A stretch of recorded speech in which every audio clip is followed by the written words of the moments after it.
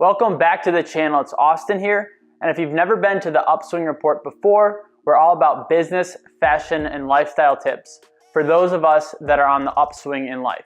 Life's hard enough, you got your ups and you got your downs, but even if you're on a down period of your life where things aren't looking that great, if you can continue to have that mindset of pushing forward and have consistent growth, that's what we're all about here. The topic of this video is more so about media, news, politics, religion, and getting into arguments like that. And I'll tell you why and my thought process on all of this and why I do not get involved, or I try not to get involved in any of these petty arguments. And the main reason I avoid all this is because I understand incentive. So think about it from these two perspectives.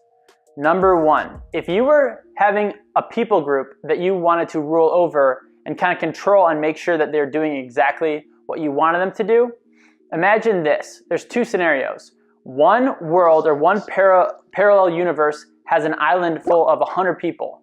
And these people, 50% or 50 of them are pitted against the other 50%. AKA, they basically have conflict all the time. Whereas in another parallel universe, you have the same island of 100 people, the same people, but all 100 of them are in harmony. And they're all kind of working together. It's a very nice energy. No one's fighting back and forth like the other island.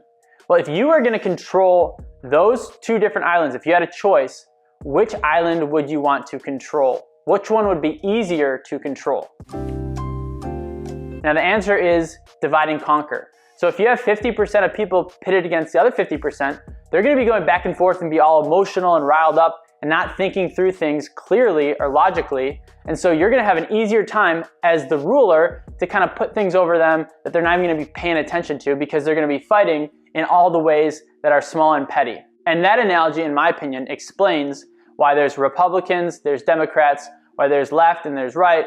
There's all this conflict going on just because the people at the top want to have everyone act like sheep fighting against each other so that they can more easily rule everyone. The other part of the equation is the media companies themselves. It's a lot more boring to watch a smooth ride as opposed to a train wreck. The train wreck is news, the smooth ride isn't. Literally something has to be sensational or has to be different in order for you to deem it as news and be focused on it. And how do media and news companies, or even a social media platform like Facebook, how do they make money? Well, a lot of times they make money off of eyeballs because they can charge advertisers dollars for the eyeballs, the amount of attention that they have on their platform.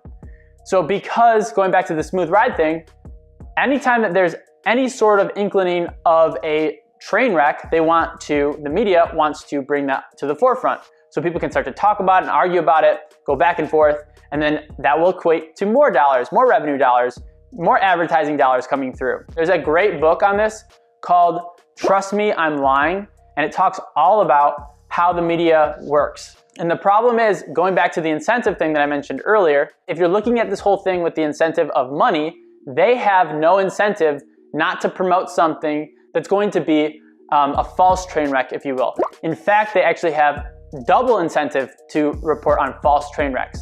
The reasoning for that is because not only will the first train wreck come into light and everyone's talking about it, sharing it, the fear goes and the arguing goes and everyone's in conflict with each other, but secondly, if they do decide to, hey, retract this statement, then that's also going to be pushed out. That piece of content was going to be pushed out. Those stories are going to be pushed out. And then guess what? You get more eyeballs and then more advertising dollars. I don't really have a natural conclusion to this video. I'm not trying to say, hey, you should be fearful of everything and conspiracy theories or anything like that. That all being said, follow where the money is going. Think about people's incentives or the government's incentives or people at the top of the food chain. What are they really thinking about? And just put yourself in their shoes. That's exactly why I'm very selective with the attention I put into the news.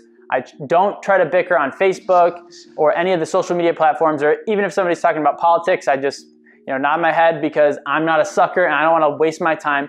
I don't want to provide any fear into the universe and have that bad negative energy because I don't want to be controlled like a sheep. I encourage you to think through before you get involved with a dumb argument like that and think about the incentives, not only from the people at the top controlling the population. Do you want to be a sheep, or do you want to think through like a producer? And then on the second side of the equation, with the media companies, realize that when you're sharing that energized post on Facebook or talking about something in person or posting that thing on your story on Instagram, that you're really actually pushing the narrative forward that they want you to, so that you can spread that train wreck of a story so that they can make more money in advertising dollars. Hopefully you found this video to be insightful and useful and start to think through, where is the money coming from? Why do people do these certain things? It just helps you look at and see the world in a better way, keep it more organized, and you can end up being a producer yourself if you have this mindset. All right, so that is it for today's video. I will see you in the next one. Bye-bye.